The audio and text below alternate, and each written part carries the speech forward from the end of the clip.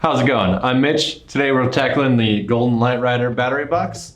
Tools that we're going to need today are going to be a drill and a Phillips head screwdriver, 8mm ratchet and wrench.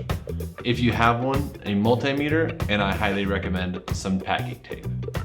Now that we have all our tools laid out, let's go ahead and get started by taking the 8 screws out of the bottom of this battery box.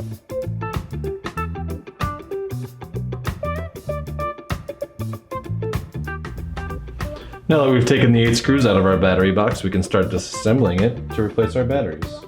First, we'll open the box.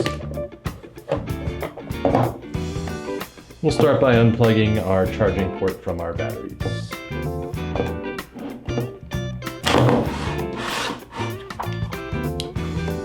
We'll start disconnecting these top 2 terminals here.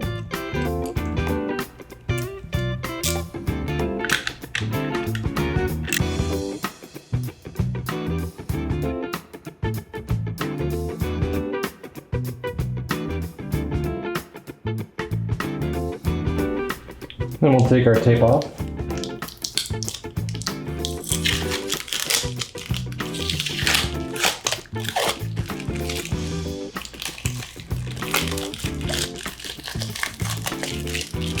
And we can go ahead and just slide this battery out of the way.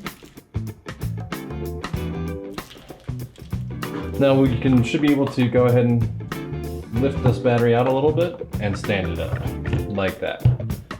This will just be a lot easier to take it out that way.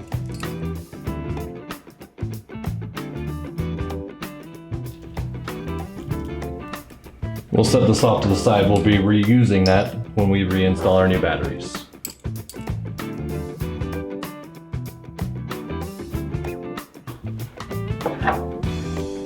And just like that, we're ready to put our new batteries back in. We'll start by standing our first battery upright, just to make the install a little bit easier. We'll start by installing our fuse. As you can see, I've already got it pre-bent for ease of install, like that. So I'm going to be installing my screw like so. I've already got my flat washer on this screw, so it looks like that. We'll run it through our terminal. And then it'll be flat washer, lock washer, and then the nut.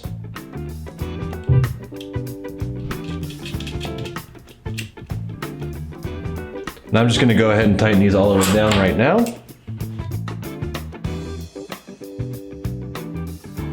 And you do want to lay this on the battery. It'll again make it just a little bit easier when we install this. Then we'll take our wiring harness and we'll install it the same way. I've already got my flat washer on this screw, so I'm coming from the outside of the wiring harness, flat on the flat side, just like so. So that way you have your bulkier part right over the terminal, not being in your way.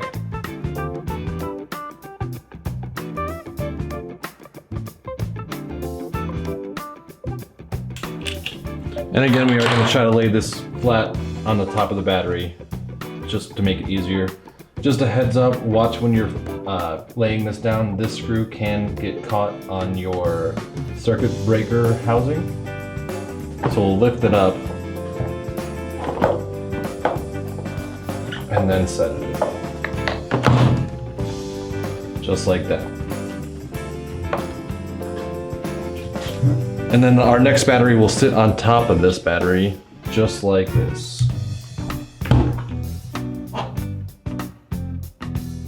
These batteries will basically be back to back. Terminals are up on this side, terminals are down on the bottom battery.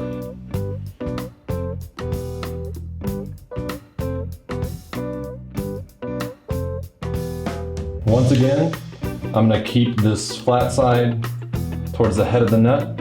This bulky part where the wires are going to sit right over this terminal. This can get a little tricky. Just take your time.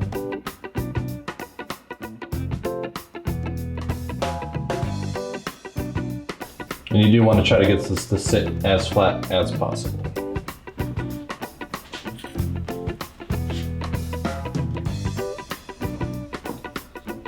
And again, They're all, ideally you want all of your bulkier sides sitting right over the terminal so they're not interfering.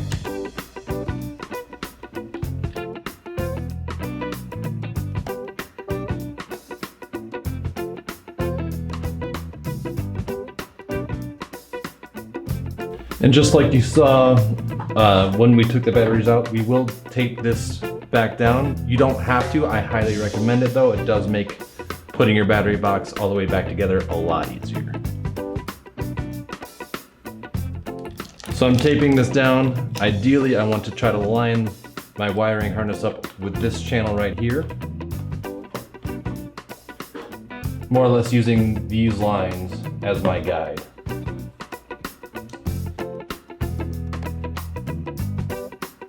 I might be going a little bit overboard with the tape, but I'd rather be safe. And then finally, we'll plug our wiring harness into our charging port. Like that, we can go ahead and start putting our battery box back together.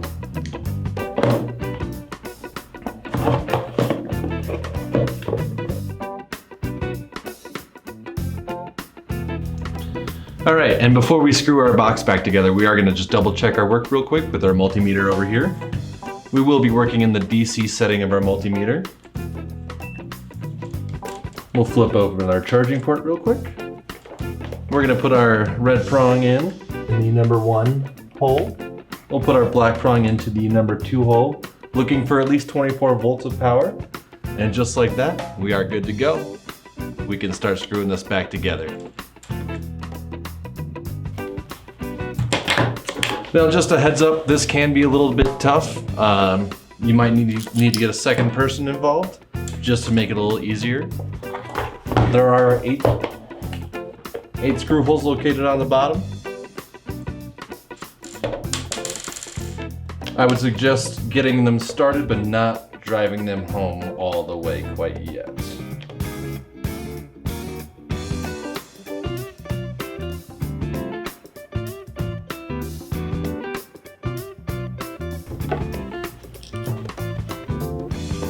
And by not driving them all the way in, it just kind of helps us make sure the box is 100% lined up. All our screws are in their appropriate place. And then we can tighten them all down once we get them all kind of started.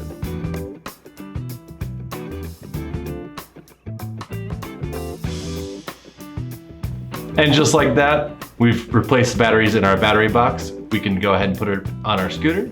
We can keep moving. Thanks again for tuning in, and we'll see you next time.